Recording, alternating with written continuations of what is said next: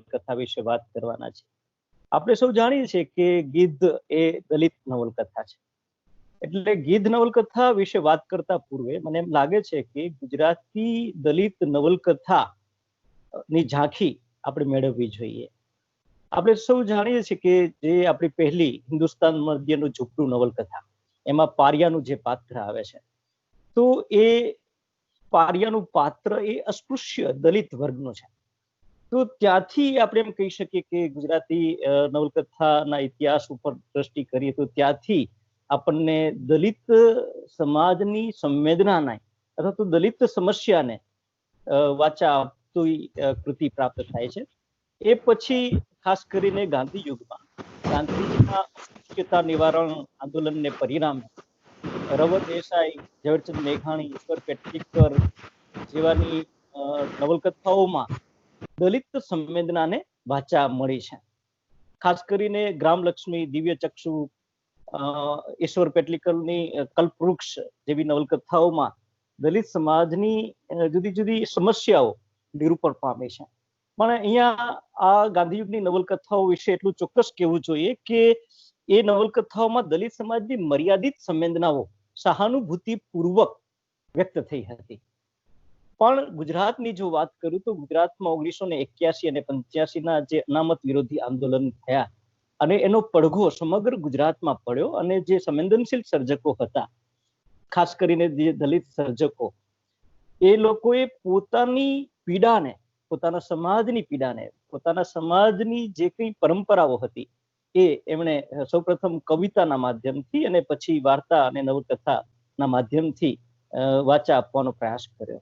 આપણે સૌ જાણીએ છીએ કે જોસેફ મેકવાનની આંગળીયાત 1986માં પ્રકાશિત થઈ, જેને ગુજરાતી સાહિત્યની અથવા તો પ્રથમ ગુજરાતી દલિત નવલકથા તરીકે આપણે સૌ એને સ્વીકારીએ છીએ. એટલે ખાસ કરીને એક દલિત સર્જક દ્વારા જે દલિત સમાજ એની પૂરી માનસલતા સાથે સૌ પ્રથમવાર આવતો હોય તો એ નવલકથા આંગળીયાત છે. અને એ જ વર્ષે એટલે કે 1986માં જયંત ગાડિત જે બિનદલિત સર્જક છે, એમના દ્વારા પણ દલિત સમાજની વ્યથાને વાચા આપતી બદલાતી ક્ષિતિજ નવલકથા આપણને પ્રાપ્ત થાય છે. અને એ પછી એક જુદા જ પરિમાર ધરાવતી પ્રશામુ નવલકથા પણ આપણે જયંત ગાડિત પાસેથી મળે છે. તો આ બદલાતી ક્ષિતિજ અને આંગળીયાતની પરંપરામાં લગભગ 1986 થી માંડીને 2020 સુધી આવતા 50 આસપાસ નવલકથાઓ, એટલે કે 50 જેટલી દલિત નવલકથાઓ આપણને પ્રાપ્ત થાય છે. એટલે એ 50 જેટલી નવલકથાઓમાં મને જો કોઈ એમ કે સૌથી શ્રેષ્ઠ નવલકથા કઈ, અથવા તો આ જે ગારાના નવલકથાકારો છે, દલિત નવલકથાકારો છે, એમાં સૌથી શ્રેષ્ઠ નવલકથા, દલિત નવલકથા કઈ, તો મારી દ્રષ્ટિએ એ ગીધ નવલકથા છે.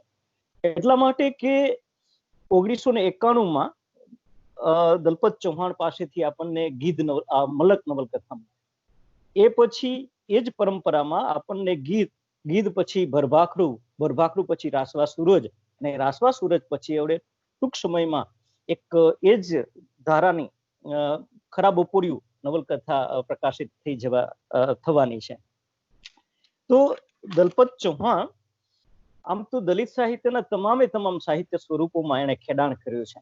એમની પાસેથી તો પછી ક્યાં છે સૂરજ જેવા કાવ્ય સંગ્રહ પ્રાપ્ત થયા છે. મેં તમને કીધું તેમ આ મલકથી માંડીને રાસવા સૂરજ સુધી 5 જેટલી નવલકથાઓ પણ આપણે એમની પાસેથી પ્રાપ્ત થઈ છે. તો મુંજારો, ડળ, ભેલાણ જેવા વાર્તા સંગ્રહો પણ આપણને પ્રાપ્ત થયા છે. ગુજરાતીમાં બહુ જ ઓછા નાટક લખાયા છે. એમાં દલપત ચૌહાણનું ખાસ કરીને બી અનાર્યાવર્ત અને હરીફાઈ દલિત નાટ્ય સંગ્રહ પણ મહત્વના છે. એ જ રીતે ગુજરાતી દલિત સાહિત્યનો આખો ઇતિહાસ, દલિત સાહિત્યની કેડી એમની પાસેથી આપણને પ્રાપ્ત થાય છે. તો એ પણ એમનું બહુ જ મહત્વનું પ્રદાન મારી દ્રષ્ટિએ છે. એ ઉપરાંત એમની પાસેથી ઘણા બધા વિવેચન સંગ્રહો પણ પ્રાપ્ત થયા છે. એક આરંભકારથી આપણે એમ કહી શકીએ કે દલિત સાહિત્ય 1980ની આસપાસ ગુજરાતમાં લખાવાનું શરૂ થયું હતું. ત્યારથી એ પ્રથમ હરોળના દલિત સાહિત્યકાર છે, એમ પણ આપણે દલપત ચૌહાણ સંદર્ભે કહીએ તો યોગ્ય લાગશે. તો આટલી થોડી પૂર્વ ભૂમિકા પછી આપણે ગીધ નવલકથા વિશે વાત કરી. ગીધ નવલકથા શીર્ષક જે છે પ્રતિકાત્મક છે. એટલે ખાસ કરીને અહીંયા માણસની જે વૃત્તિ છે, એ વૃત્તિ એ દલિત હોય કે બિન દલિત હોય, એની વૃત્તિ ગીધ જેવી છે. પછી અગાઉ જતા આપણે જોઈશું કે એ કેવી રીતે એ ગીત શીર્ષક પ્રતિકાત્મક બંધ બેસે છે કે ઉચિત છે તે. એટલે આ નવલકથા મલક, એની જે પહેલી નવલકથા છે મલક, એમાં દલિત અને બિનદલિત પાત્રોના અનૈતિક સંબંધને કારણે વકરતો વિવાદ કેન્દ્રમાં છે. એટલે એક હઠ્ઠો ચૌધરી છે, એની પત્ની સંતોક અને બાળકનો જન્મ આપે છે. તો દાયણ એમ કે છે કે આ તો એમનું જે ખેતરમાં ભાગિયા તરીકે કામ કરે છે એ ભગા જેવું એમનું મોઢું છે. અને પછી તો વાતનું વતેસર થઈ જાય, અને એ વાતનું વતેસર ત્યાં સુધી પહોંચે કે એ ભગાને જ નહીં, માત્ર એના આખા વણકર સમાજને મલક છોડવાનો વારો આવે. તો એક બહુ જ કરુણ એ નવલકથા છે. તો એમાં જે રીતે દલિત અને બિનદલિત પાત્રોના અનૈતિક સંબંધને કારણે જે રીતે આખી કરુણ પરિસ્થિતિનું નિર્માણ થાય છે, એ જ રીતે આ ગીધ નવલકથામાં પણ દિવાળી એ આ નવલકથાની નાયિકા છે અને ઈશો એ આ નવલકથાનો નાયક છે. એ બંનેના સંબંધોને કારણે વકરતો વિવાદ અહીંયા કેન્દ્રમાં છે. એટલે આઝાદી પૂર્વેનો સમય આ નવલકથામાં લેખકે નિરૂપ્યો છે. ઉત્તર ગુજરાતનો, પાટણની આસપાસનો જે વિસ્તાર છે, વિસ્તાર આ નવલકથામાં આપણને જોવા મળે છે.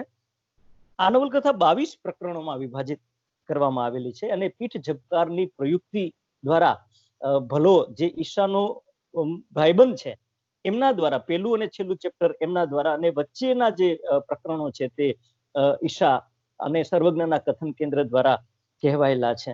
ખાસ કરીને આપણે જ્યારે નેટને કેન્દ્રમાં રાખીને જ્યારે અભ્યાસ કરતા હોય ત્યારે એના પાત્રો અને એ પાત્રોના જે આંતરિક સંબંધો જે છે એને પણ થોડુંક આપણે ધ્યાનમાં રાખવું જોઈએ. એટલે ઘેમર અને વાલી જે મિયોર જાતિના છે, ચમાર જાતિના છે, અને એમનો દીકરો ઈશો.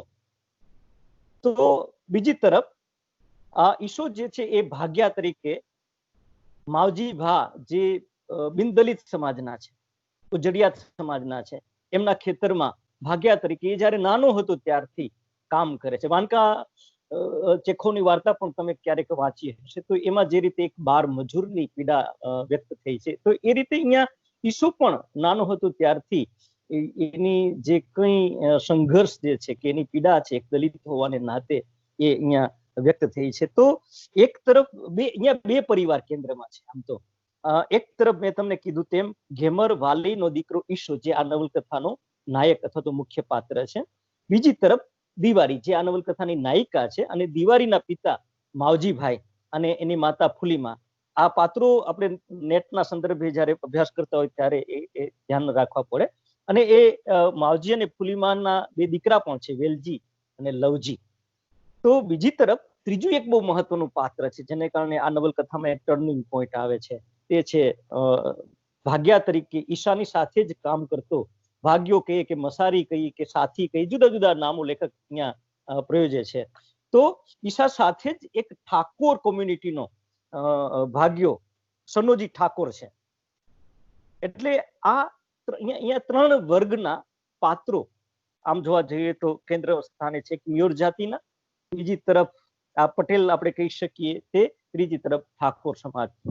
તો એ એટલે કે આઝાદી પૂર્વેનું ઉત્તર ગુજરાતનું ખાસ કરીને એક સામાજિક માળખું કેવા પ્રકારનું હતું, સામાજિક સંરચના કેવા પ્રકારની હતી, અને આ મિયોર સમાજની એટલે કે દલિત સમાજની સામાજિક સાંસ્કૃતિક જીવનશૈલી કેવા પ્રકારની હતી, એની પણ આપણને આ નવલકથાના માધ્યમથી પ્રતીતિ થાય છે. તો સૌપ્રથમ તો આપણે ઈશાની વાત કરીએ કે મેં તમને કીધું તેમ કે દિવાળી અને ઈશાના અનૈતિક સંબંધોને કારણે વકરતો વિવાદ આ નવલકથાના કેન્દ્રમાં છે. તો ઈશો જે છે એ નાનપણથી જ માવજીભાઈના ખેતરમાં પેન્ડરિયા તરીકે કામ કરતો હતો. ખેતરમાં તો જુદું જુદું ઘણું બધું કામ કરવાનું હોય, છાણ ઉપાડવાનું હોય, પાણી વાળવાનું હોય, એટલે આખો એક કૃષિ સંદર્ભ પણ આપણને આ નવલકથાના માધ્યમથી પ્રાપ્ત થાય છે. તો ઈશા એની સાથે દિવાળી પણ એ એટલા જ વયની છે. માવજીભાઈની દીકરી દિવારી યુવાન છે, રૂપાળી છે, દેખાવડી છે, તો એનું લગ્ન થઈ ગયા છે બાળપણમાં દિવારીના, પણ આણું વારવાનું બાકી છે. તો બીજી તરફ ઈશાના પણ લગ્ન તો થઈ ગયા છે, એનું પણ આણું વારવાનું હજુ બાકી છે. એટલે આ દિવારી જે છે માવજીભાની દીકરી, એ ઈશો એના ખેતરમાં ભાગ્યા તરીકે, સાથી તરીકે નાનપણથી જ કામ કરતો હોવાને કારણે એ એનાથી આકર્ષાય છે. એટલે ખાસ કરીને અહીંયા કઈ દિવારીનો ઈશા પ્રત્યેનો કોઈ પ્રેમ હોય એવું નથી લાગતું, પણ એક વાસના મને લાગે છે કે એમની શારીરિક ભૂખ સંતોષવાનો એના ભરખા હોય, એટલે એ વારંવાર ચંચારા કરતી હોય છે, ઈશા સાથે સંબંધ બાંધવાનો એ પ્રયત્ન કરતી હોય છે. પણ ઈશો પણ એક રીતે જોવા જઈએ તો ઈશાને પણ એ યુવાન છે અને એને પણ દિવારી પ્રત્યે આકર્ષણ તો છે જ. એ નવલકથાના ઘણા બધા સંદર્ભોમાંથી અથવા તો એના સંદર્ભો આપણને આ નવલકથામાંથી પ્રાપ્ત થાય જ છે. પણ તેમ છતાં ઈશો દિવારીથી દૂર ભાગવાનો પ્રયત્ન કરે છે, કારણ કે ઈશો જાણે છે કે જો એ દિવારી સાથે સંબંધ બાંધે અને માવજીભાઈને કે એમના પરિવારજનોને જો ખબર પડી જાય તો આવી જ બને. માત્ર પોતાને જ માર ખાવી પડે એવું નથી, પણ એના આખા સમાજ ઉપર આફત આવી પડે. આપણે મલકમાં પણ જોયું કે મલકમાં ભગાની ભૂલને કારણે એના આખા વણકર વાસને હિજરત કરવાની ફરજ પાડવામાં આવે છે. કારણ કે એ આઝાદી પહેલાનું આખું જે દલિત સમાજ હતો, એ દલિત સમાજ બિનદલિત સમાજને આધીન હતો. કારણ કે ખેતી જે હતી એ ખેતી બધી જ ધંધા રોજગાર કે જે કંઈ કહો એ બધું જ બિનદલિત સમાજની હસ્તગત હતું. એટલે રોજીરોટી મેળવવા માટે તો દલિત સમાજે બિનદલિતો ઉપર જ આધાર રાખવો પડતો હતો. એટલે જો આપણે ત્યાં એક કહેવત છે કે પાણીમાં રહેવું હોય તો મગર હારે વેર બંધાય નહીં, તો અહીંયા એ આખી વાત ઈશો સારી પેઠે જાણે છે કે આપણાથી ભલે એને દિવારી પ્રત્યે આકર્ષણ હોય કે પ્રેમ હોય, પણ એનાથી દૂર રહેવામાં જ સારી વસ્તુ છે. અને બીજી તરફ એને એના મિત્ર જે છે, શું નામ એમનું, ભલાબા, એ પણ એમને કહેતા રહેતા હોય છે કે તમારે એનાથી દૂર રહેવું જોઈએ, કે આ લોકો ગમે ત્યારે આપણને મુશ્કેલીમાં મૂકી દે છે. એટલે સતત પ્રયત્ન કરે છે ઈશો દિવારીથી દૂર રહેવાનો. તો બીજી તરફ દિવારી સતત એને મેળવવા માટે પ્રયાસ કરતી રહેતી હોય છે. પણ જ્યારે એ દિવારીને ઈશાને પામવામાં નિષ્ફળતા મળે છે, ત્યારે એ દિવારી પોતાની જાતીય ભૂખ સંતોષવા માટે ઈશાની સાથે જ કામ કરતો એક ભાગ્યો સનોજી જે છે, એ સનોજીની સાથે એ સંબંધ બાંધી બેસે છે. અને એક દિવસ એ બાજરીના ખેતરનો આ નવલકથાની અંદર સંદર્ભ આવે છે, તો એ પકડાઈ જાય છે, દિવારી પકડાઈ જાય છે, સનોજીની સાથે સંબંધ બાંધવા થાય છે ત્યારે. પણ થાય છે એવું, કરુણતા એ છે કે એ ઝપાઝપીમાં સનોજી ઠાકોર તો નાસી છૂટે છે, પણ ત્યાં એક ખેતરમાં કામ કરતો ઈશો પકડાઈ જાય છે. અને પછી તો માવજીભા, એનો દીકરો, મેં તમને કીધું તેમ વેલજી, લવજી, એને પકડી અને મરણતોલ માર મારે છે. હવે કરુણતા તો એ છે મિત્રો કે આટલો બધો માર ખાધા પછી પણ ખરેખર તો ઈશો નિર્દોષ છે. દોષિત તો છે સનોજી ઠાકોર, પણ છેડે ચડે તે ચોર પકડાઈ ગયો એ ખેતરમાંથી ઈશો, એટલે દોષનો ટોપલો ઈશા ઉપર જ ઢોળવામાં આવે છે અને ઈશાને મેં તમને કીધું તેમ મરણતોલ માર મારવામાં આવે છે. પણ કરુણતા એ છે કે આટલી ઘટના બન્યા પછી ઈશો નિર્દોષ હોવા છતાં એને મારવામાં આવ્યો, છતાં પણ ઈશાને કોને માર્યો એ મગનું નામ મરી પાડતો જ નથી. ઈશાને એના પિતા પૂછે છે, માતા પૂછે છે, એના વાસના બીજા લોકો પણ પૂછે છે કે ઈશા તને કોણે માર્યું, પણ ઈશો નામ આપતો નથી. કદાચ દિવારીની આબરૂ જવાને બીકે નામ નહીં આપતો હોય, કદાચ માવજીભાની આબરૂ જવાને બીકે એ નામ નહીં આપતો હોય, પણ એથી વિશેષ તો અહીંયા જે સંદર્ભ આપણને પ્રાપ્ત થાય છે તે એ છે કે જો ઈશો જો માવજીભા નું નામ આપે તો એ જાણે છે કે એને વધારે વેઠવું પડે. એટલું જ નહીં, પોતાના ઉપર તો માવજીભા અત્યાચાર કરે જ, પણ પોતાની સાથે સાથે આખા એ પોતાના વાસ કે પોતાના પરિવારજનો ઉપર પણ એ અત્યાચાર કરે એ ભયથી ઈશો એ કોઈને નામ આપતો નથી. અને પછી તો ઈશાની માં જે છે વાલી, એ પણ એમ કહી દે છે કે મેલડીમાનો રથ ફરી વળ્યો. બરાબર. એટલે ભીખા સિવાય બીજું એક પાત્ર છે અહીંયા ભીખો. એ ભીખા સિવાય બધા જ લોકો એવું સ્વીકારી લે છે કે ઈશાને માવજીભાઈ કે એમના દીકરાએ નથી માર્યો, મેલડીમાનો રથ ફરી વળ્યો. આ વિચાર કરો તમે. ત્યાં સુધી કે માવજીભાઈ પણ ધીમે ધીમે એવું સ્વીકારતા થઈ ગયા છે કે એ પણ ગામ લોકોને એમ જ કહે છે કે ઈશાને અમે નથી માર્યો, એના ઉપર મેલડીમાનો રથ ફરી વળ્યો. પછી શું થાય એ આપણા સૌના મનમાં આશ્ચર્ય થાય કે હવે શું થશે આ નવલકથામાં. એક તરફ ઈશાએ કોઈનું નામ, પોતાને કોને માર્યું એનું નામ આપતો નથી. બીજી તરફ ઘેમર અને વાલી પણ કહે છે કે રથ ફરી વળ્યો. ત્યાં સુધી કે ગામના પેલા પૂજારી જે હોય એમની પાસેથી પણ એમણે એ વાત સ્વીકારી લીધી કે આવું થયું. પણ નવલકથાના અંતે જ્યારે આપણે જઈએ ત્યારે આ સનોજી ઠાકોર એના બીજા એક મિત્ર મનોરજીની મદદથી ફરી પાછો એને વેઠ કરવા માટે, મજૂરી કરવા માટે લઈ જાય છે. આમ તો ઘેમર અને વાલીને ના જ પાડતા હતા, પણ એની આર્થિક સ્થિતિ એટલી સારી નહોતી એટલે એ પણ ન છૂટકે પોતાના દીકરા ઈશાને વેઠ કરવા માટે મોકલે છે. તો એ મનોરજીની સાથે વેઠ કરવા ગયેલો ઈશાને પેલી ષડયંત્ર પૂર્વક, કાવતરા પૂર્વક સનોજી ઠાકોર મોતને ઘાટ ઉતારી દે છે. અને એ આખી જે પેલો પાત્ર જે છે, કથક જે છે ભલાભા, એ ભલાભા એ ગામને એક છેવાડે મરણ પથારીમાં પડેલો એને જુએ છે ત્યારે એ ખૂબ વ્યથિત થઈ જાય છે અને કહે છે કે નખોદ જોયું બાપડાનું, ત્યાં આ નવલકથા પૂરી થાય છે. પણ મારા મનમાં બહુ જ આશ્ચર્ય થાય કે એક તરફ આપણા મનમાં પ્રશ્ન એ થાય કે સનોજી ઠાકોર શા માટે ઈશાને મોતને ઘાટ ઉતારે? કારણ કે એક તરફ ઈશાના માતા પિતાએ મેલડીમાનો રથ ફરી વળ્યો એવું માની લીધું હતું. માવજીભાઈએ પણ એવું સ્વીકારી લીધું હતું કે મેલડીમાનો રથ ફરી વળ્યો.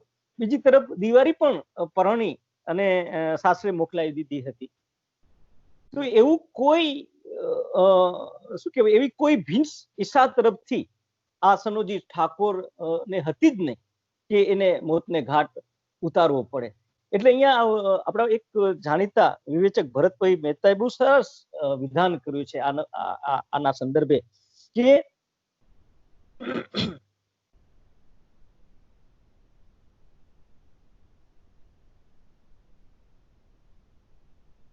કથાને સામંતશાહી સમાજમાં એકાદ ઈશાને સનોજી પોતે બચવા ખાતર પતાવી દે તે સ્વાભાવિક છે, પણ અહીં જે રીતે દિવાળી સાસરે ગઈ છે, ગામે મેલડીવાળી વાત સ્વીકારી લીધી છે, માવજીભા ઈશાને જ જવાબદાર ગણે છે, તેવા સંજોગોમાં ભારતીય સમાજમાં આવા એકાદ લગ્નેતર સંબંધની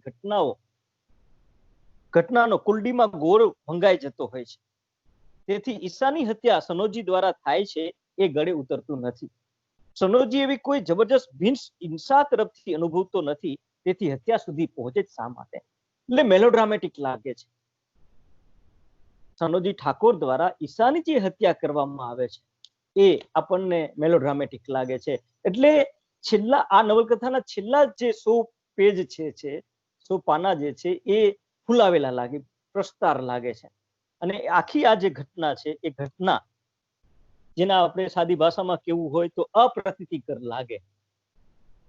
તેમ છતાં એ ઘટના સિવાય આ નવલકથામાં જે રીતે સામાજિક વાસ્તવ, જે રીતે તત્કાલીન સમયનો એટલે કે આઝાદી પૂર્વેનો ઉત્તર ગુજરાતના મિયોર સમાજનો જે સામાજિક સંરચના કે સામાજિક માળખું કે એની સંસ્કૃતિ જે રીતે આ નવલકથામાં આલેખાયેલી છે એ ખરેખર કાબિલેદાદ નવલકથા છે, કાબિલેદાદ બાબત કહી શકાય. ખાસ કરીને આઝાદી પૂર્વે ગામડાના ગામડામાં દલિતો જે કંગાળ સ્થિતિમાં જીવતા હતા એનું પ્રતિનિધિત્વ કરતું પાત્ર અહીંયા ઈસો છે. ઘેમર ચૌધરી માવજીભાને ત્યાં પેંડરિયા તરીકે મૂકેલો ઈસો ક્યારે પેંડરિયામાંથી સાથી એટલે કે ભાગ્યો. કિશોરસિંહ સોલંકીની મસારી નવલકથા પણ છે. મસારી એટલે કે ભાગ્યો, એ સાથી થઈ ગયો એની કોઈને ખબર ના રહી. માવજીભાના ખેતરમાં દિવસે 4 વાગવાની, નિરણ કરવાનું, પાણી ભરવાનું, વાળસમી કરવાની, છાણ ભરવાનું અને રાતે રખોપું કરવાનું. ટૂંકમાં ઢોરની જેમ મૂંગે મોઢે કાળી મજૂરી કરવાની અને એના બદલામાં 200 રૂપિયા, 1 જોડી જાડા કપડા અને 1 જોડી જૂના લુગડા આપવાનું નક્કી થયેલું. 1 એલ્યુમિનિયમનો વાટકો આપવામાં આવે. એનું વર્ણન પણ આ નવલકથાની અંદર દલપત ચૌહાણે રસપ્રદ ઢંગે કર્યું છે.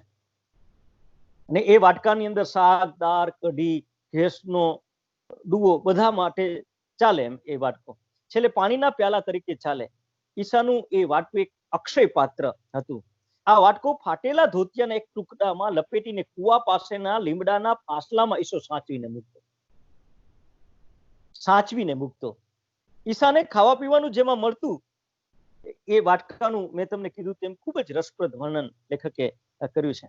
તો માવજીભાના ખેતરમાં ઢોરની જેમ કામ કરતા ઈસાના જીવનની વિષમતા તેના ઉદ્ગારમાં સરસ રીતે લેખકે વ્યક્ત કરી છે. જો ઈસો આકાશમાં ઉડતી એક સમડી જુએ તો વિચાર કરે છે, જેવી આભલામાં તરસ સકસે ચંત્યા ફકત, બસ હવાર થયું કે નહેરી પડ્યા, ભલી ભલી પથમી જોવા. અહીંયા ઈશાને સમડીની ઈર્ષા આવે છે, કારણ કે પોતે તો ગુલામ થઈ ગયો છે માવજીભાનો. એ ખેતરની બહાર નીકળવા કોઈ સંજોગો જ એમની પાસે નથી. એટલે એ વિચારે છે, હારું મહારાજ આ વેઠ કરવાનું, મું ચાણ પાલી રે, આ મસારો ચાણ છૂટશે. એટલે કે આ વેઠ વેતરામાંથી મને ક્યારે મુક્તિ મળશે. તેમજ ઈશાની બીજી કરુણતા એ છે કે માવજીભા મસારાનો હિસાબ વર્ષ પૂરું થાય ત્યારે કરે, પણ ઈશાને માથે દેવું જ નીકળે.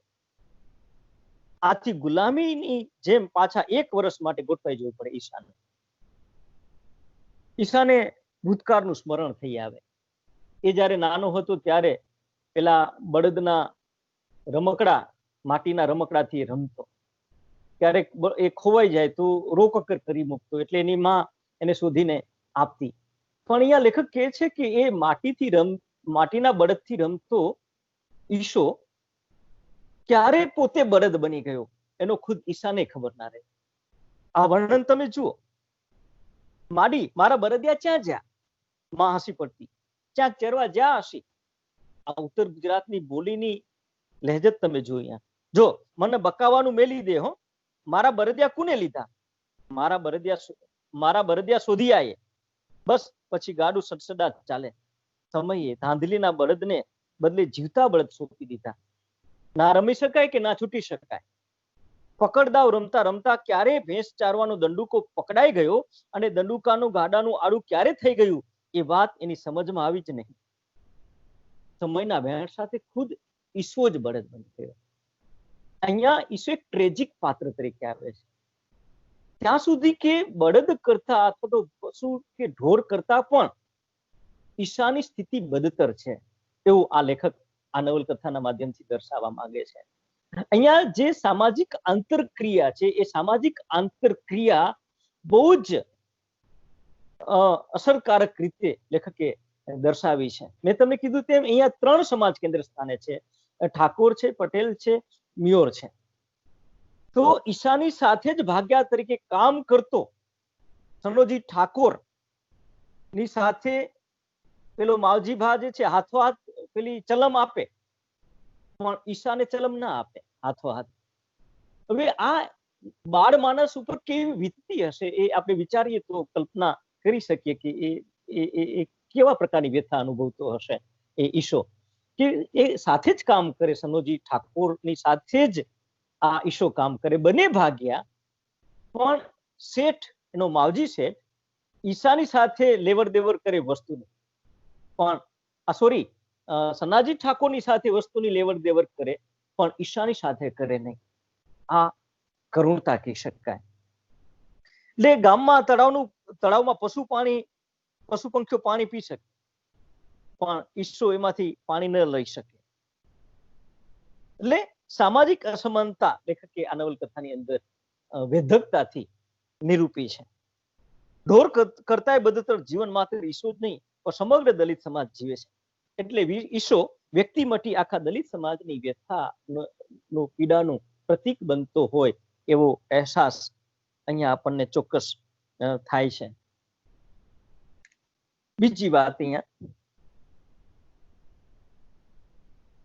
દિવાળી સાથેના સંબંધો કેવા પ્રકારના છે ઈશાના. દિવાળી છે ને એ બહુ જ કુશળતા પ્રાપ્ત કરી ચૂકેલી છે. દિવાળીને ઈશા સાથે સંબંધ બાંધવો છે, પણ ક્યારે સંબંધ બાંધવો, કેવા પ્રકારનો સંબંધ બાંધવો, એનાથી બરાબર વાકેફ છે. આમ તો દિવાળી જયારે નાની હતી ત્યારે જ એની ફૂલીમાં એને કહી દીધેલું કે તારે ઈશાથી દૂર રહેવું. તેમ છતાંય ચોરી ચૂપટીથી એ દિવાળી ઈશાને મળતી રહેતી, મળવાનો પ્રયાસ કરતી, પણ જેવું કોઈ જોઈ જાય તો એ ઈશાથી દૂર રહેવાની, ઈશાને ગારો ભાંડવાની કુશળતા પણ દિવાળીએ હસ્તગત કરી લીધી હતી. તો બહુ જ આમ કહી શકીએ એ પીઢ પ્રકારનું એ કેરેક્ટર છે દિવાળી છે તે. અહીંયા દલિત સમાજની ભૂખની વરવી વાસ્તવિકતા પણ નિરૂપણ પામી છે. આ નવલકથાનો જે સમાજ છે એ મ્યોર ચમાર જાતિનો છે. એટલે કે હું એમ કહી શકું કે ગુજરાતી નવલકથામાં પહેલી વખત ઢોર ચીરવાનું વર્ણન બહુ જ સઘનતાથી, સૂક્ષ્મતાથી પહેલી વખત આવે છે. તો આ લગભગ 40 પેજનું આ જે દ્રશ્ય છે એ દ્રશ્ય અન્ય નવલકથાઓમાં ભાગ્યે જ જોવા મળે. હા, પન્નાલાલ પટેલની માનવીની ભવાઈ નવલકથામાં એ દ્રશ્ય આવે છે, પણ એ પન્નાલાલ પટેલે કારુની નજરથી જોયેલું દ્રશ્ય છે. અહીંયા ખુદ દલપત ચૌહાણે એ દ્રશ્ય જોયેલું છે. એટલે મેં તમને કીધું ને કે ગાંધી યુગની જે નવલકથાઓ છે એ સહાનુભૂતિ પૂર્વક લખાયેલી નવલકથાઓ છે. ગાંધી યુગમાં એક પણ દલિત સર્જક આપણને મળતો નથી. જ્યારે 1980 પછીના જે મોટા ભાગના લેખકો છે એ સમાજમાંથી આવતા હોવાને કારણે એક સચ્ચાઈનો રણકો, ખાસ કરીને પરિવેશ તંતોતંત ઝીલાયેલો આપણને જોવા મળે છે. એટલે દલિત લોકોની કેટલી મોટી વિડંબના કે ગામના ઢોરનું મરણ મ્યોરવાસનો ઉત્સાહ બને. દલિત લોકોની કેટલી મોટી વિડંબના કહેવાય, કેટલી મોટી કરુણતા કહેવાય કે ઢોરનું મરણ એ મ્યોરવાસનો ઉત્સાહ બને. મરેલી ભેંસને તાણી લાવીને સાથીએ પહોંચે એ પહેલા જ મ્યોરવાસમાં ઉત્સાહનું મોજું ફરી વળે. ભેંસ સાથીએ પહોંચી આવી છે એવા સમાચાર મળતા જ વાસના બધા લોકો ઉતાવળે કામ પૂરું કરવા માટે છે. ભેંસ આવી ગઈ છે તેની ખુશીમાં કેટલીક પારિયાણીઓ, પાણી ભરનારીઓ દાંતણ કરવાનું પણ ભૂલી જાય છે. જે જાગ્યા એ સાસરી તરફ વળ્યા.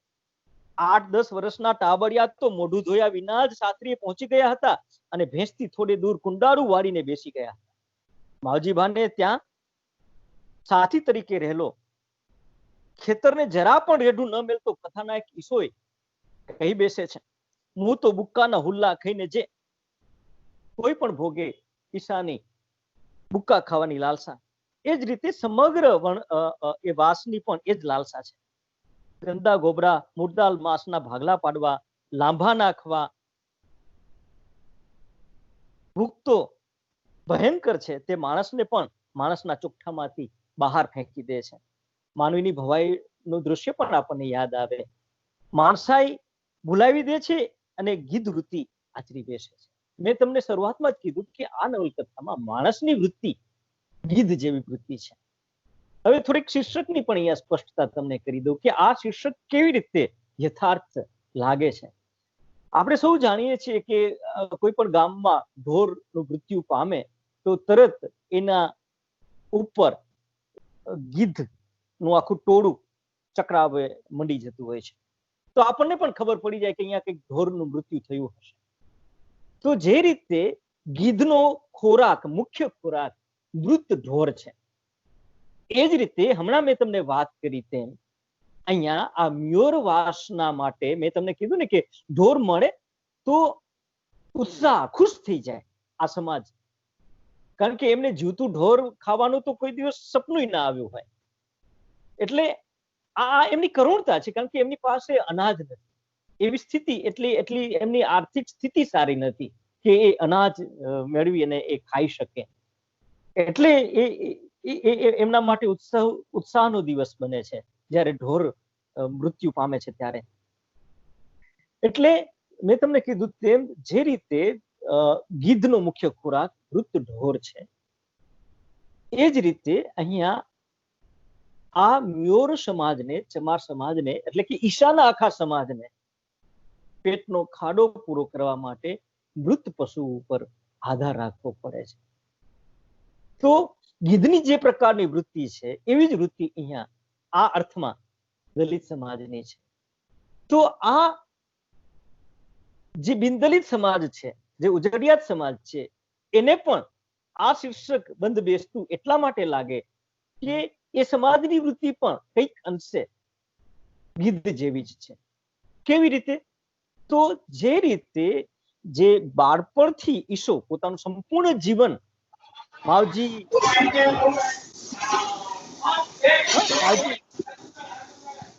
શેઠને સમર્પિત કરી દીધું છે.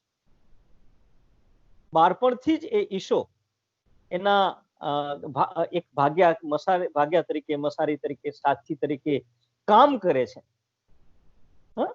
તો એ ઈશાને વગર કારણે મરણતોલ માર મારવામાં આવે, અત્યાચાર કરવામાં આવે, એ ઈસુ એ માવજી ભાને ત્યાં એક ગુલામ તરીકે જીવન ગુજારે. બરાબર છે? તો જે રીતે ટોચે છે બિનદલિત સમાજ, એ સનોજી ઠાકોર પણ એની અંદર આવે, કારણ કે સનોજી ઠાકોરનું કઈ ઈસાએ બગાડ્યું નહોતું. ઈસા દ્વારા ક્યારેય સનોજી ઠાકોર ઉપર આપણે કહીએ ને કે કોઈ જ અત્યાચાર કે કરવામાં આવ્યો નથી. એ તો એની સાથે ખેતરમાં ભાગ્યાની જેમ કામ કરતો હતો. એટલે સનોજી ક્યારે, અને સનોજીએ જ એમને માર્યો હોય છતાં પણ એમનો સમાજ ક્યારેય એમનું નામ સુદ્ધા નથી લેતો.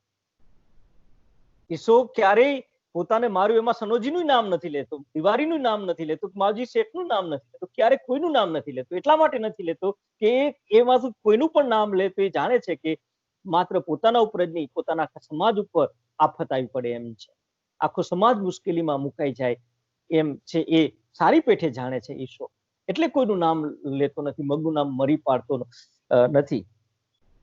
એટલે આ અર્થમાં જે રીતે સનોજી ઠાકોર, માવજી, વેલજી, દિવારી જે રીતે ઈશાને ટોચે છે, ટોચરિંગ કરે છે, એ રીતે મને એમ લાગે કે એ બિનદલિત સમાજને પણ ગીધ શીર્ષક યથાર્થ ઠરતું હોય એમ લાગે છે. તો સાથોસાથ મિત્રો, ઘણી વખત દાખલા તરીકે એમની પેલી નવલકથા મલક, એમાં દલપત ચૌહાણે જરૂરિયાત વર્ગના જે પાત્રો છે એને જ દોષિત બતાવ્યા છે અને પોતાના સમાજના જે પાત્રો છે એ શ્રેષ્ઠ બતાવ્યા છે. ખરેખર એ પ્રતીતિકર લાગતું નથી, કારણ કે ભગાને કારણે આખા સમાજને હિજરત કરવી પડે ને છતાં પણ કોઈ પણ વ્યક્તિ ભગાને ઠપકો સુધા ના આપે તો એ અપ્રતીતિકર લાગે આપણને આખી વાત જે છે તે. બરાબર? એટલે ત્યાં વણકર સમાજના જે પાત્રો છે, બધા વણકર સમાજના પાત્રો બધા જ સારા બતાવ્યા છે, અને ઉજરિયાત સમાજના પાત્રો જે છે એ બધા જ દોષિત બતાવ્યા છે. તો એ ઉચિત પ્રતીતિકર લાગતું નથી, કારણ કે આપણે પેલી કહેવત છે કે એક હાથે તાળી ન પડે, નાનો મોટો દોષ તો બંને પક્ષે હોઈ શકે. પણ અહીંયા લેખકે આંતરદ્વંદ્વ જે છે કે કેવળ માત્ર બિનદલિત સમાજ જ દલિત સમાજ ઉપર અત્યાચાર કરે છે એવું નહીં. દલપત ચૌહાણે એ પણ દર્શાવ્યું છે કે દલિત સમાજમાં પણ જુદા ખાનાઓ છે. એમાં પણ એક દલિત સમાજનું એક વર્ગ બીજા વર્ગનું શોષણ કરે છે. જે અહીંયા જમણવારનો એક ઘટના છે, પ્રસંગ છે, એમાં ગરોડા બ્રાહ્મણ હોય, વણકર હોય, મિયોર હોય, એમાં પણ ઊંચ નીચના ભેદભાવો છે. તો એ ઊંચ નીચના ભેદભાવ મતલબ કે દલિત સમાજમાં જે ઊંચ નીચના ભેદભાવો છે એ ભેદભાવો તરફ પણ આ લેખકે અંગુલી નિર્દેશ કરેલો છે. તો એ મારી દ્રષ્ટિએ એમ લાગે કે એ ઉચિત છે. પણ અહીંયા ઈશાના પાત્ર સંદર્ભે એક વાત અપ્રતીતિકર મને લાગે છે. એક જગ્યાએ લેખક નોંધે છે કે એકલી દિવાળી સવારના વખતમાં ખેતરમાં આવી હોય ત્યારે એનાથી દૂર ભાગતો ઈશો એકવાર ખેતરમાં લીમડાના છાયે બેઠેલા માવજીભાને જુએ તોય 4 મીણથી દિવાળી પાસે જાય, ગાલે ટપલી મારે, ઉચકાવેલો ભારો છોડી મૂકે, છેડછાડ કરે, તેથી માવજીભાની શંકા દૃઢ બને. તો આ વ્યવહાર ઈશાના વ્યક્તિત્વ સંદર્ભે સુસંગત લાગતો નથી, અપ્રતીતિકર લાગે છે. તો એ જ રીતે આ સમાજની ઝીણી ઝીણી જે કંઈ પરંપરાઓ છે, માન્યતાઓ છે, રીત રિવાજો છે, કહેવતો છે, રૂઢિપ્રયોગો છે, એ પણ વણી લીધું છે. એ દ્વારા એક ઉત્તર ગુજરાતનો આખું એક સામાજિક પરિવેશ અહીંયા મેં તમને કીધું તેમ તંતોતંત સઘનતાથી નિરૂપાયેલો છે. દાખલા તરીકે જેવું લાકડું એવી કાતર, ધૂળનીમાં રસા, આગળ ભલો છે ઈશાનો ભાઈબંધ ભલો, જે કથક છે આ નવલકથાનો, એમ કે છે કે ઢેઢ મારું ને કીડી મારવી હરખી. તો ઘર સત તે વાહન ખકડ. એટલે નવલકથામાં લેખકે સમયના વેણ સાથે વિસરાઈ ગયેલા અસંખ્ય તળપદા શબ્દોનો વિનિયોગ કરે છે. એટલે તરબોલીનો ઉત્સવ, મહોત્સવ આ નવલકથામાં આપણને જોવા મળે છે. આ દલપત ચૌહાણની જે 4 કે 5 નવલકથાઓમાંથી આપણે પસાર થઈએ તો ઉત્તર ગુજરાતનો તળબોલીનો આખો એક શબ્દકોશ તૈયાર થઈ શકે એટલા તળના શબ્દો આપણને એમની નવલકથાઓમાંથી પ્રાપ્ત થાય. અને એમણે એક શબ્દકોશ તૈયાર પણ કર્યો છે, તળબોલી કોશ. એ જ રીતે આઝાદી પહેલા ગામડાઓનો સમય ઘડિયાળથી નહીં પણ ઢેઢ ઢબુલીથી મપાય છે. સુરતના કેડે કંદોરો આભૂષણ શ્રેષ્ઠ છે, તેમજ આડી, આરછરી, ગીતરાની નાડી, કોઢી જેવી એ સમયમાં ઉપયોગમાં લેવાતી સામગ્રી, ઢોર ચીરવાની અને ભુવા જાગરિયાની ઘટના, ઈશાની દાઢીનો પ્રસંગ. ઈશો જયારે પહેલી વખત દાઢી કરાવવા જાય છે અને એ વખતે જે રોમાંચ અનુભવે છે. ઘણી વખત કેવું થતું હોય છે કે આપણે બધા જાણીએ છીએ કે દલિત સાહિત્ય પીડાનું સાહિત્ય છે, પણ દલિત સાહિત્ય કેવું પીડાનું સાહિત્ય નથી. પીડા મહદઅંશે આવે, પણ એ પણ એક માણસ છે. એટલે માણસ હોવાને નાતે સામાન્યપણે એ પણ જીવનના વિવિધ તબક્કાઓમાંથી પસાર થતો હોય છે, સુખ દુઃખમાંથી પસાર થતો હોય છે. હા, એના જીવનમાં દુઃખનું પ્રમાણ ઝાઝું હોય, પણ એ પણ માણસ છે. એ પણ કોઈકનો પતિ છે, કોઈકના પિતા છે, કોઈનો પ્રેમી છે, કોઈનો ભાઈ છે. તો એ જીવનના એ વિભિન્ન તબક્કાઓમાંથી પસાર થતા એને પણ જીવનના રોમાંચને, સુખદ અનુભવોને પામ્યા હોય તો એ બાબત પણ નવલકથાઓમાં આવવી જોઈએ, જે મોટાભાગની દલિત નવલકથાઓમાં ગેરહાજર હોય છે. માત્ર ને માત્ર પીડા જ હોય છે. એટલે એ વસ્તુ પણ અહીંયા આપણને જોવા મળે છે કે ઈશો જયારે પહેલી વખત દાઢી કરાવવા જાય છે ત્યારે કેવા પ્રકારનો રોમાંચ અનુભવે છે.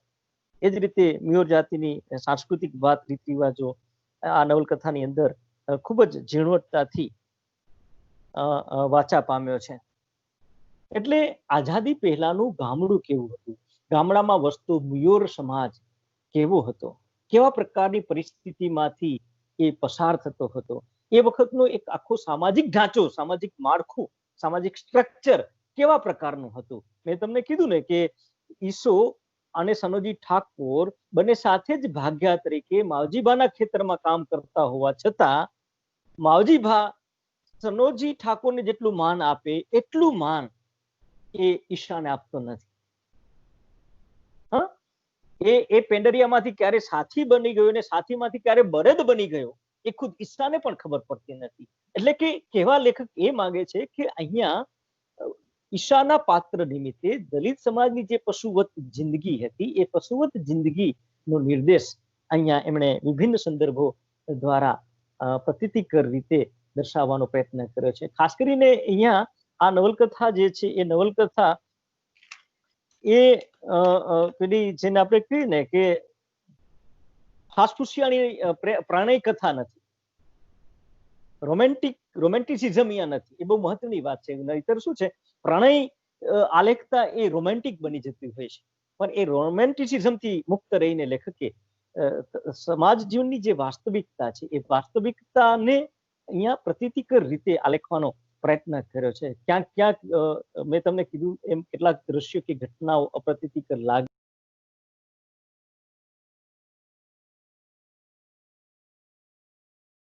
ભલો છે. કથાના આરંભે ભલાભા બીડીઓ લઈને ઘેબરની ખાલી ગરથાર જોઈને દુખી થાય છે. તેમને થાય છે કે નિર્દોષ ઈસો મરતા ઘેબરનું નખોદ ગયું. દોષિત સનોજી ના છોકરા ગલ્લો ચલાવે છે, કારણ કે ઈસો મરી ગયો એટલે ઘેબરનું તો હવે વંશ પેલું રહ્યો નહીં, એનું ઘર પડીને પાધર થઈ ગયું. અને બીજી તરફ આ સનોજી જે ખરેખર દોષિત હતો એ નિર્દોષ છૂટી ગયો અને એમના સંતાનો સુખ સમૃદ્ધિ ભોગવી રહ્યા છે. આ દ્રશ્ય જોઈને એ ભલો વ્યથા અનુભવે છે અને કથાને અંતે ભલાભા ઘેમરની ઘરથારમાં પડી જાય છે અને નખો જજો એમ કહી અને એમના છેલ્લા શબ્દો છે નવલકથાના. ત્યાં નવલકથા પૂરી થાય છે. પણ આ પહેલું પ્રકરણ અને છેલ્લું પ્રકરણ એ ભલાભાના સંસ્મરણ રૂપે મુકાયા છે.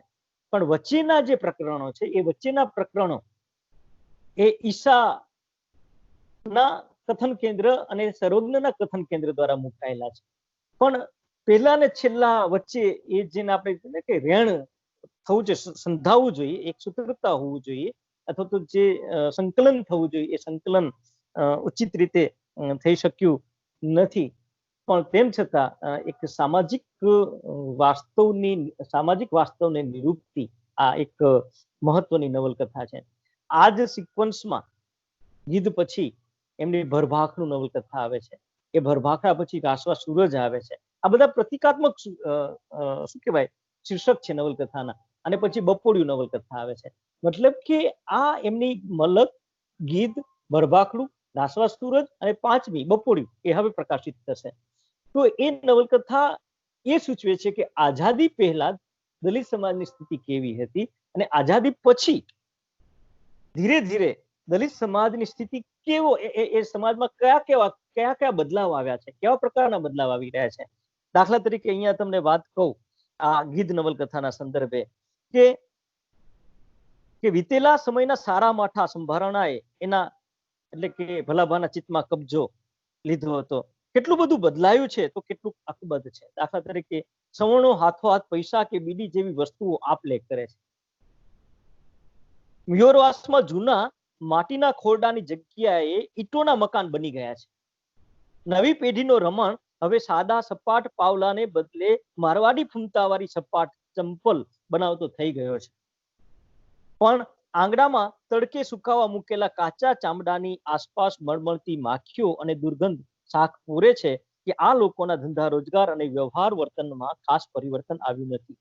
તેઓ હજુ અંધશ્રદ્ધાઓમાં, કુપરંપરાઓમાં, કુરૂઢિઓમાં પણ રચ્યા પચ્યા રહે છે. તો કેટલીક બાબતોમાં એ બદલાવ આવ્યો છે તો કેટલીક બાબતો હજુ અકબંધ રહી છે. એ પણ એમની આ નવલકથામાંથી એટલે કે ગીધ નવલકથામાંથી પસાર થઈ છે ત્યારે ચોક્કસ આપણે અનુભવી શકીએ છીએ. એટલે જો કોઈને ગુજરાતના દલિત સમાજની સ્થિતિ, સામાજિક, આર્થિક, સાંસ્કૃતિક સ્થિતિનો ચિતાર પ્રાપ્ત કરવો હોય, છબી મેળવવી હોય, તો ગુજરાતના દલપત ચૌહાણ એકમાત્ર એવા નવલકથાકાર છે કે તેમની આ 5 નવલકથાઓમાંથી પસાર થઈએ તો ગુજરાતમાં વસતા દલિત સમાજની, મેં તમને કીધું તેમ એમની સામાજિક, સાંસ્કૃતિક, આર્થિક, ત્યાં સુધી કે શૈક્ષણિક સ્થિતિનો પણ ચિતાર આપણને પ્રાપ્ત થાય. તો એક સામાજિક સાંસ્કૃતિક દસ્તાવેજ આપણને એ દલપત ચૌહાણની નવલકથાઓના માધ્યમથી પ્રાપ્ત થઈ શકે. અને હું તો ત્યાં સુધી કહું કે ઇતિહાસકારો જે ચૂકી ગયા હોય એ ખૂટતી કડી આ દલપત ચૌહાણની નવલકથાઓના માધ્યમથી પૂર્તિ થઈ શકે એમ મને લાગે છે. કારણ કે એક સર્જક જ્યારે જે સમાજમાંથી આવે છે એ સમાજનો જ્યારે નિચોડ આપે, એ સમાજને જ્યારે આલેખે ત્યારે એ ઘણી બધી નાની નાની સૂક્ષ્મ કહી શકાય એવી બાબતો ઘણી વખત એને પણ ખબર ન હોય રીતે અનાયાસે આલેખાતી જતી હોય છે. એટલે કે એક સાંસ્કૃતિક ભાત આ નવલકથાઓમાં દલપત ચૌહાણે ઝીણવટતાથી, સૂક્ષ્મતાથી દર્શાવી આપેલી છે. મને લાગે છે કે આટલી વાત આ નવલકથા સંદર્ભે પૂરતી છે. હવે પ્રશ્નોત્તરી દ્વારા જે કેટલીક વાત મારાથી ચૂકી જવાઈ હશે તો એ ચોક્કસ એના થકી બહાર આવશે. હવે તમારા પ્રશ્નો હોય.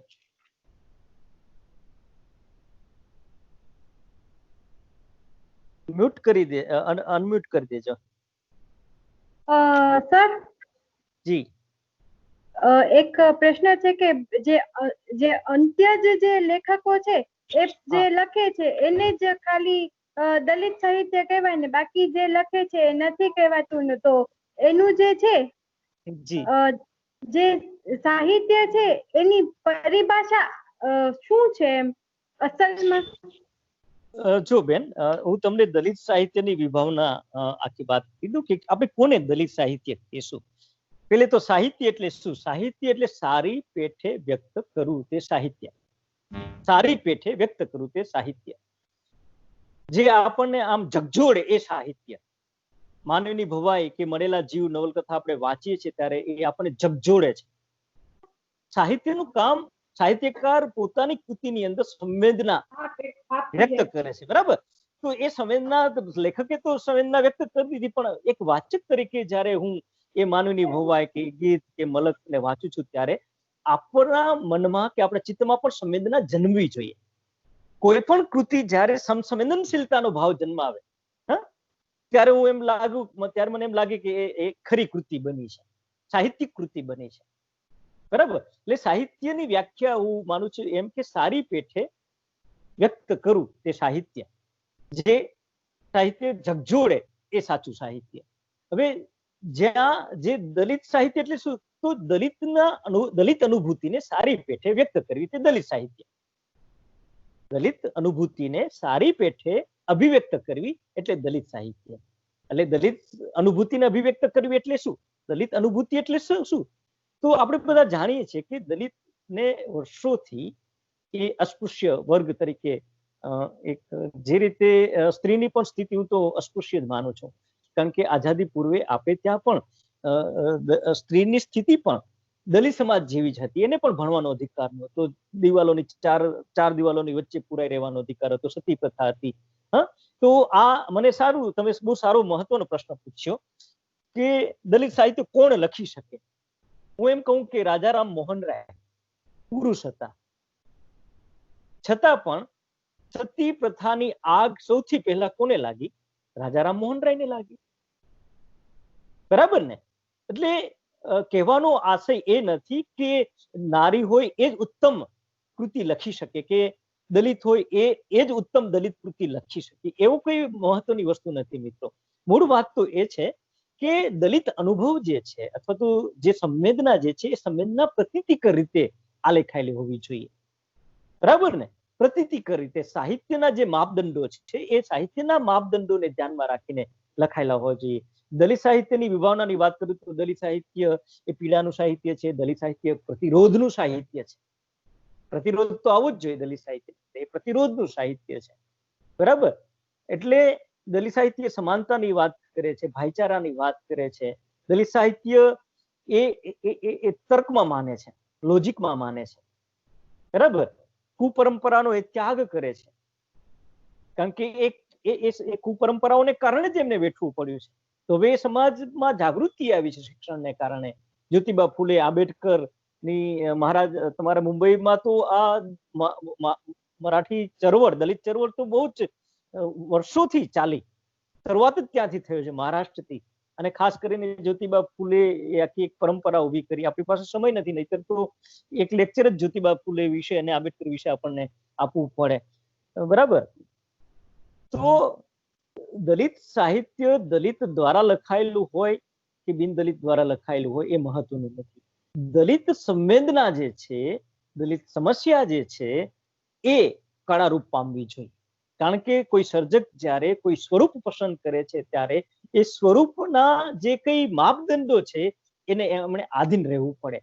હવે હું નવલકથા લખવા બેસું, બરાબર, હું દલિત છું ને નવલકથા લખવા બેસું, નવલકથા લખું, પણ હું દલિત હોવા માત્રથી ઉત્તમ નવલકથા ન લખી શકાય. બરાબર. દાખલા તરીકે પેલી જે નવલકથા છે જોસેફ મેકવાનની આંગળિયાત નવલકથા, એ આંગળિયાત નવલકથાને સામાજિક સંદર્ભે તપાસીએ તો ઉત્તમ નવલકથા બને. પણ નવલકથાના સ્વરૂપની દ્રષ્ટિએ નવલકથાનું મૂલ્યાંકન કરવા જઈએ તો એની ઘણી બધી મર્યાદાઓ છે મિત્રો. બરાબર. તો બીજી તરફ જયંત ગાડિત બિનદલિત છે, તો એમણે બદલાતી ક્ષિતિજ અને પ્રશામાં બહુ જ મહત્વની નવલકથાઓ આપી છે. દલિત સમાજની વાસ્તવિકતા જે છે એ વાસ્તવિકતાને એમણે બહુ જ ઝીણવટતાથી આલેખેલી છે. તો દલિત સમાજના દાખલા તરીકે ગુજરાતીમાં પણ ઘણી બધી દલિત નવલકથાઓ, દાખલા તરીકે બી કેશવસિંહની સૂળ, મૂળ અને ધૂળ નવલકથાઓ છે. તો હું એમ કહું કે એ નવલકથા જ નથી, સૂળ અને મૂળ અને ધૂળ. બરાબર. કારણ કે એમાં અનુભવો મૂકી દેવા માત્રથી એ દલિત અનુભવો મૂકી દેવા માત્રથી એ નવલકથા નથી બનતી. એનું સુગ્રથિત થવી જોઈએ. બરાબર.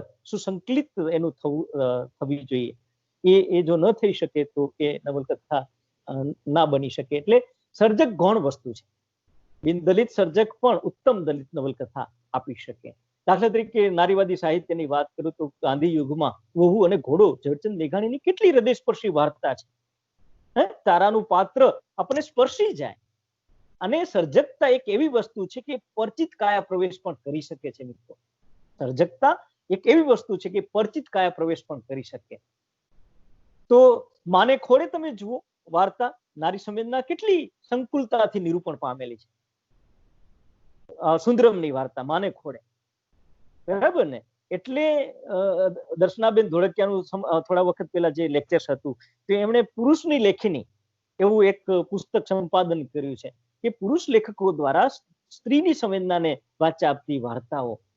તો એ કૃતિનો સર્જક દલિત છે કે બિનદલિત છે, મારી દ્રષ્ટિએ ગૌણ વસ્તુ છે. બિનદલિત લેખક પણ ઉત્તમ દલિત નવલકથાઓ આપી શકે અને દલિત લેખક પણ ઉત્તમ બિનદલિત કૃતિઓ આપી શકે. કિશોર જાદવ દલિત લેખક છે. કિશોર જાદવ આપણા દલિત લેખક છે, છતાં એમણે ઉત્તમ બિનદલિત વાર્તા અને નવલકથાઓ આપી છે, એટલે કે લલિત વાર્તા નવલકથાઓ આપી છે. તો મોહન પરમાર આપણા એક એવા દલિત વાર્તાકાર છે, બરાબર. અંચડો એમનો દિલ્હી સાહિત્ય અકાદમીનો પુરસ્કાર પણ પ્રાપ્ત થયેલો.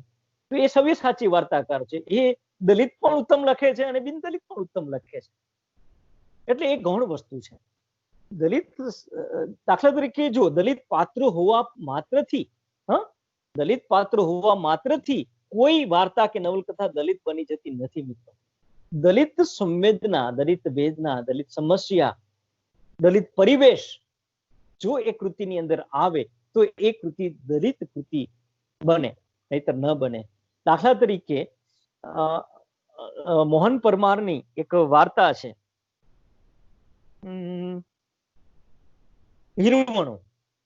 હીરવણું એટલે કે પેલું કારણ કે વણકર હોય તો એ વણવાનું કામ કરે ને, પછેડી વણવાનું કામ કરે. તો એમાં જીવી નામનું એક પાત્ર છે, એ દલિત છે, બરાબર. તો એ જીવી ને છે ને ગામનો એક ગલબોજી ઠાકોર છે, એનાથી આકર્ષાયેલો છે.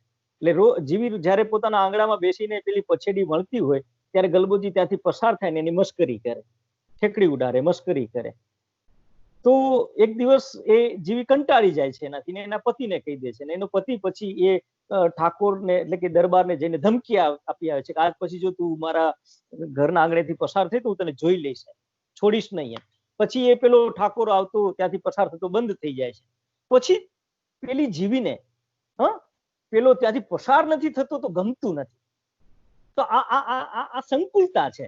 અને આ જીવીના મનની આ જે ભાવના છે એ કોઈ પણ સ્ત્રી, કોઈ પણ વર્ગની કે કોઈ પણ સમાજની સ્ત્રીની ભાવના હોઈ શકે કે એના ઊંડે એ જીવીના મનના ઊંડે પણ ક્યાંક પ્રેમાંકુર અથવા તો સોફ્ટ કોર્નર એ પેલા પાત્ર પ્રત્યે અનાયાસે કે અજાણતા રચાઈ ગયું હોય એવું આપણને લાગે. એટલે અહીંયા ગીધના જે પાત્રો જે છે મિત્રો સાદા સરળ પાત્રો છે. અહીંયા સંકુલ પાત્રો હજુ આપણને ગીધમાં જોવા મળતા નથી. જેને કે જેટલા પાત્રો સંકુલ હોય એટલું એ વધારે સઘન અને કલાત્મક એક કૃતિ બની શકે. મારો એક લેખ છે આ ગીધ નવલકથા વિશે, હું બેનને મોકલાવી દઈશ, વોટ્સએપ કરી દઈશ. તો એમાં મેં વિગતે આ નવલકથાની વાત, વિશેષતા મર્યાદા બંનેને વણી લીધી છે. બીજો કોઈ પ્રશ્નો? આ સ્પષ્ટ થયો તમારા મનમાં પ્રશ્ન? ખ્યાલ પડી ને? એટલે કેવળ દલિત પાત્ર હોવા માત્રથી કોઈ વાર્તા કે નવલકથા દલિત ન બને. દલિત વેદના, સંવેદના, દલિત પરિવેશ, હા, એ જે સ્વરૂપ પસંદ કર્યું છે એ સ્વરૂપના જે કઈ માપદંડો છે એને ધ્યાનમાં રાખીને એ નિરૂપાવા જોઈએ. નહીતર તો છાપામાં લખતી પેલી કોલમ અને સાહિત્યિક કૃતિ વચ્ચે કોઈ ભેદ જ ના રહે. બરાબર ને? એટલે આ દલિત સાહિત્ય લખવા પાછળનો મૂળ હેતુ તો મિત્રો શું છે કે જાણતા કે અજાણતા કોઈની લાગણી દુભાઈ હોય, કોઈના ઉપર અન્યાય કે અત્યાચાર થયો હોય, તો આ કૃતિ વાંચ્યા પછી એક સમસંવેદનશીલતાનો ભાવ જન્મે અને એક સમરસતા ભર્યું વાતાવરણ નિર્માણ થાય, એ આ દલિત સાહિત્ય લખવા પાછળનો હેતુ છે. અને આપણે દાખલા તરીકે માનવીની ભવાઈ નવલકથામાંથી પસાર થાય તો સમસંવેદનશીલતાનો ભાવ જન્મે જ છે ને. આપણને એ પાત્ર પ્રત્યે કેટલી આમ કરુણા જન્મે છે. તો જ્યારે કોઈ કૃતિના કોઈ પાત્ર પ્રત્યે આપણને કરુણા જન્મે ત્યારે સમજવું કે એ કૃતિ એક રીતે ઉત્તમ છે, હૃદયસ્પર્શી એ કૃતિ બનવી જોઈએ, આપણને ઝકઝોળે, આપણામાં સંવેદના જન્મ આવે. તો મને લાગે છે કે આ મલક છે, ગીધ છે, ભરભાકુ છે, રાસવા સુરત છે, એ દલપત ચૌહાણની બધી નવલકથાઓ એ પ્રકારનો ભાવ, સમસંવેદનશીલતાનો ભાવ, કરુણાનો ભાવ આ વાચકના ચિત્તમાં જન્મ આવે છે. બીજા કોઈ પ્રશ્ન તમારા?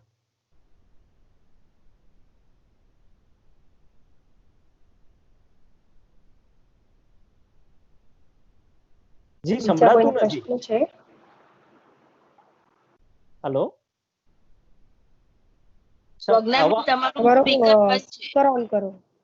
જી અવાજ નથી આવતો. Hello, hello, hello. એમનું સ્પીકર તો ઓન બતાવે છે પણ અવાજ નથી આવતો એકચ્યુઅલી. જી, મને આવે છે અવાજ. હેલો, હેલો પ્રજ્ઞાબેન, તમારો અવાજ નથી આવતો.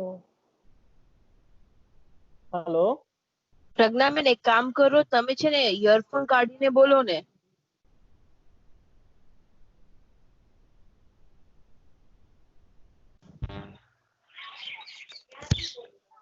હેલો.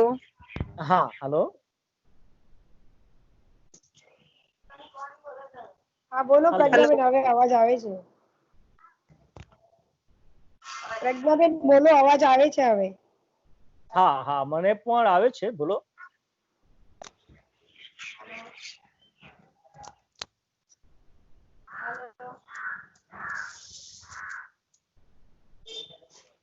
પ્રજ્ઞાબેન અવાજ આવે છે તમારો, બોલો તમે.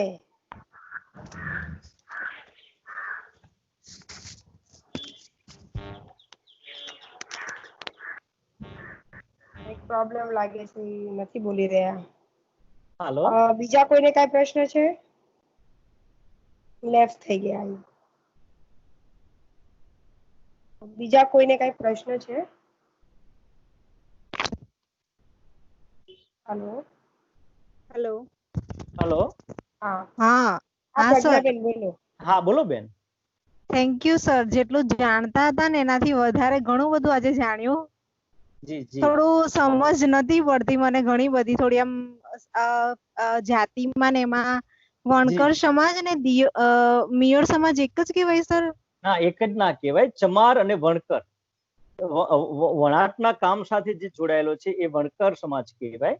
અને મિયોર જે મૃત ઢોર ઉપાડવાનું જે કામ કરે, બરાબર, એને ચમાર સમાજ કહેવાય. અહીંયા ચમાર સમાજની વાત છે ખાસ તો, કારણ કે મૃત ઢોરને ખેંચવા જવી, એને ચીરવાની, અને એની વહેંચણી કરવાની, એનું આખું દ્રશ્ય પહેલી વખત આટલી સઘનતાથી ગુજરાતી નવલકથામાં જો કોઈ આલેખેલું હોય તો એ દલપત ચૌહાણે આલેખેલું છે. અને બીજું કે કોતરની ધાર પર એ નવલકથા છે તો એમાં માલિક અને મજૂર વચ્ચેના પ્રેમની કથા છે, પ્રેમ સંબંધની કથા છે. અહીંયા ઈશો અને માવજીભા વચ્ચે એવા કોઈ પ્રાણી સંબંધની કથા નથી, એટલે એક જુદા છેડાની આ નવલકથા છે. Thank you Ani sir. મલક નવલકથામાં વણકર સમાજ કેન્દ્ર સ્થાને છે. હા, ઘણા બધા મિત્રો પાસે સાંભળ્યું હતું તમારી વિશે, તમને MS પર જોઉં ને તો બધા મિત્રો એમ કે સર મસ્ત ભણાવે, એમ કે સમય ખબર જ નહીં પડે ક્યારે વહી, એમ કે કલાક પૂરો થઈ ગયો એમ. અચ્છા, જ્યારે જોડાયા, હા, એટલે આજે સાંભળ્યા પહેલી વાર તમને, તો મને બી એમ થયું કે હા મિત્રો આજે સાચું કહેતા હતા એમ, અમે રહ્યા તમારી પાસે ભણવાનું. અચ્છા અચ્છા, બરાબર છે. Thank you sir. હા હા હા. અને ખાસ તો તમારે આ યુજીસી નેટમાં છે ને, એ તમારે ટૂંકા પ્રશ્નો, જે પાત્રો છે અને પાત્રોના જે ઇન્ટર રિલેશનશિપ જે છે, બરાબર, એને તમારે જ્યારે તૈયારી કરો ત્યારે એ ધ્યાનમાં રાખવાની. અને એની જે નવલકથાઓ છે, એ નવલકથાઓની જે પ્રકાશન વર્ષ જે છે, પ્રકાશન આવૃત્તિ, એને પણ તમારે ધ્યાનમાં રાખવાની. એ પ્રકારના મોટા ભાગે પ્રશ્નો યુજીસી નેટની અંદર પૂછવામાં આવતા હોય છે. જી, બીજો કોઈ પ્રશ્ન હોય બીજા કોઈને? બીજા કોઈને પ્રશ્ન છે?